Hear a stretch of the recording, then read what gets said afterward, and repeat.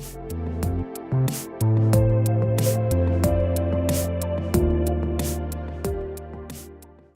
everyone, it's Debbie Burnett. I'm really excited to be talking to you today. This is the first actual training video of my little mini series, Telling Your Money Where to Go. And it's a really important subject. It's about saving money.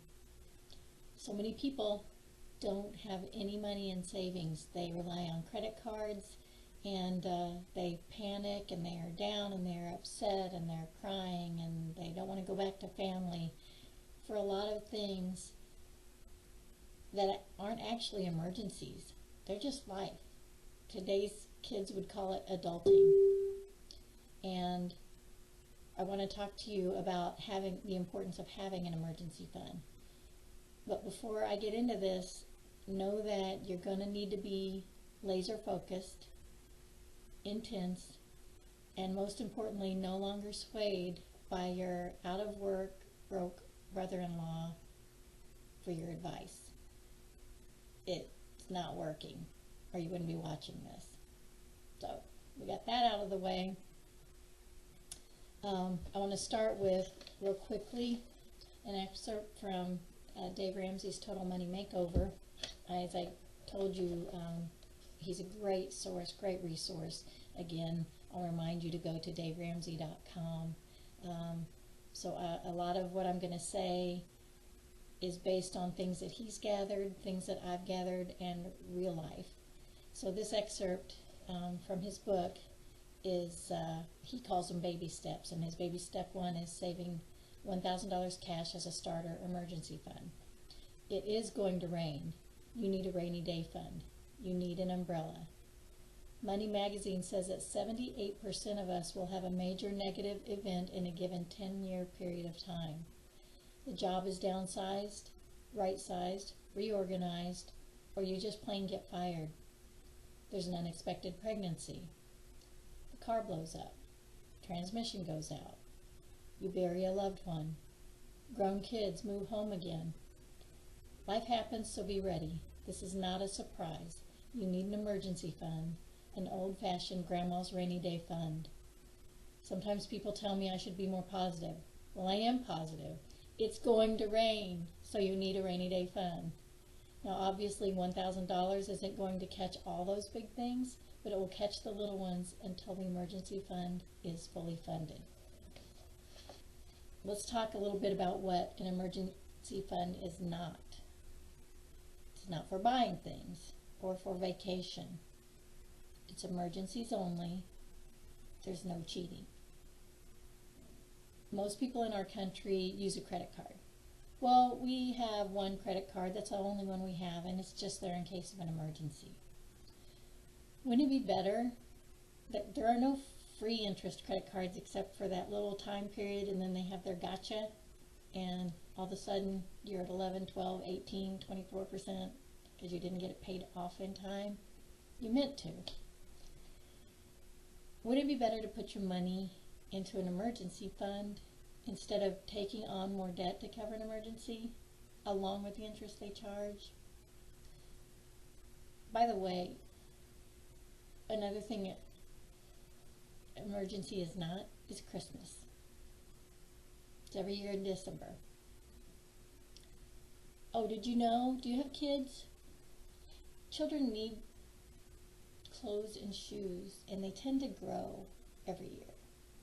It shouldn't be a shock. And cars, if you have a car, they break down. When you drive it off the lot, used or new, they break down. Someone's going to need to see the doctor. Someone's going to get sick at school. Something's going around, and you're going to have to go to the doctor. So you've got either the cost of it, or a copay, or a deductible to meet. Or the dentist, even with dental insurance. Some things are covered, some things are not. Dental health is important. You're going to need those copays. So you need a plan for all these things I've just talked about. All these things are just life. It's adulting. you need to do it. And that plan that you have for all those things, besides groceries, etc., gas in the car, oil changes, that's just budgeting. And that's what we're going to do next. And we're going to spend more time on that. I might split that into two videos. So all these things I'm talking about, those are not emergencies. The first things we talked about, layoffs, losing your job, big things, those are emergencies. I want you to think about how much less stress you would feel if you had $1,000 in the bank right now, or locked away somewhere safely, somewhere where you will not touch it. Did you know you have that in the bank? It's a tremendous relief to just have the emergency, and you take the money out and you take care of it. Car emergency, you take the money out and you fix it. You had a car emergency, but you didn't have a money emergency. So much more stress that way. Let's reduce it. Let's figure it out. Perfect example. So last November, Thanksgiving, we fixed all the meat that we needed to fix, 56 pounds for the two families, two sides of the family. And the oven did great. Everything was wonderful. This oven was new in 1993, by the way. Should have taken a little bit better planning on my part, huh? But what I did have was money in the emergency fund. We got through Thanksgiving, and literally the next day, after 56 pounds of meat the last 2 days that I cooked, the oven quit. Stove still worked, but the oven was done. It gave up, and I thanked God for getting me through Thanksgiving. But we researched and found maybe the next up level from basic, and found the best price and checked it out for its reviews, and we went and we bought it, got it installed. We had 2 or 3 days we were down that we used a crock pot or did something else, sandwiches, and then we were back in business. We didn't have a money emergency, we had an oven emergency, and we took care of it. Well, that did put a dent in our emergency fund. About 3 weeks later, we were on our way to Florida. We live in the Midwest, and we were on a drive to attend our family member's 50th wedding anniversary. So excited for them. They're wonderful people. We're on our way, having a great time. The weather's good. Cold, but it's okay. And the car breaks down. This is 3 weeks after we shelled out about $600 for the new oven and range. So we find a dealer. They check it out for us, and it turns out it's the water pump. And that and one other small thing was about $100, had to be fixed, and we had to get to Florida. We weren't going to miss this thing.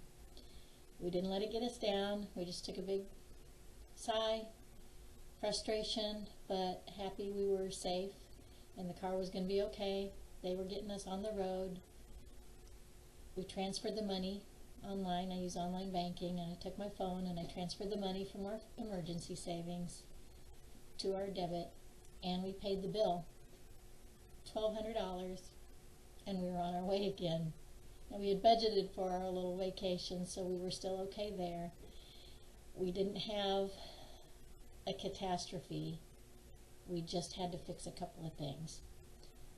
10 years ago, 15 years ago, there's no way we would have been able to do that, and the stress level would have been high, and we would have been fighting all the way down and blaming each other and not wanting to blame ourselves. It was so much nice to just fix the oven, fix the car, get back on the road. It's a tremendous amount. Think back to something recent, either you or your folks or a family member, something that's happened and they just didn't have the savings to take care of it. What kind of stress did that put on them or on you? It's indescribable how savings and having that money there for something that's going to happen sooner or later, it just takes the weight off. Yes, we have a huge dent in our emergency fund, but what we did is we're paying down debt, which will be another segment of this, we're paying a lot extra down on debt because we've been employing another of Dave's strategies. However, we just lessened the amount. We still made all our debt payment, but we lessened the amount until we could build, and we didn't eat out for a little bit. We stayed at home and found some quick ways to, we're building that back up again. So that's how this can change your life. The stress alone goes away, and that is worth it. It's so worth it. So how did we get to save so much? We're not rich. We are, I'd say we are middle class, but we were both state employees. I just recently semi-retired, I guess you'd say, but I went back part-time to keep moving on our debt. But in Missouri, we are ranked 50th out of the 50 states in the pay, the lowest paid state employees in the nation. But a large organization did a salary survey on my particular position as the chief budget officer for our state department, the department that I worked for. And this survey was just on those same state departments across the nation. And my salary, mine alone, was recorded as the lowest. So I'm telling you, it's not like we just had a windfall of money coming in. But we employed some strategies, and we got our $1,000 in the bank. And you can do it too. If you make $20,000 or less, you bring home $500 is what your goal is going to be. So let's figure out how we're going to do that. What are some ideas? I want you to add to this, comment, because I don't have all the answers, and you might have done something that that I didn't mention. Some people save all their $5 bills that they don't spend, or their dollar bills that they don't spend, and you'd be surprised how quickly that can add up. And your loose change, that adds up. Just put it in a jar. You get home, empty your pockets, put the loose change in a jar. But some of the things that we did was we stopped eating out. We stopped eating out entirely for a month or two. We started meal planning. When you plan your meals and you go to the store and that's what you get, that's what you buy, you're going to save a lot of money right there. You can get a second job if you have to. If you get paid overtime, ask to work more hours. Whatever you need to do, ask your folks or somebody, a good friend, to watch the kids so you can get some more hours in. Remember, this is only temporary. You should be able to get 500 to 1,000 in short order. You know, if your kid needed a treatment, a life-saving treatment that cost $10,000, and you had 9 months to get that together to save your child's life, could you find that money? You know you could. You're going to get a second job. You're gonna deliver pizzas. You're gonna, whatever it is, you're gonna do it. You're gonna find a way. So that's what I'm talking about. You've got to be disciplined.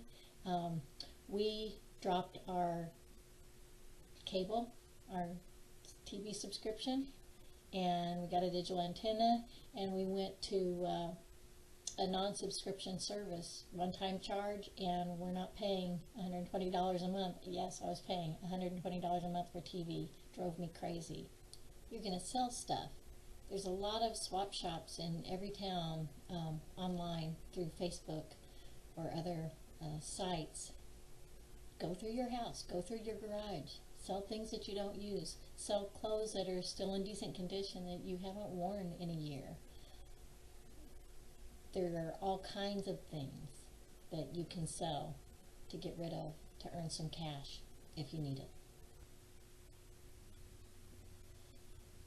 So the point is, you've got to get it. It's going to rain. You've got to get money in the bank. We can move on to budgeting, and budgeting itself, taking a look at where your money is going literally so that you can tell it what to do. That's going to be a huge part of how to get this $1,000 in the bank, and we'll be doing that this week or next.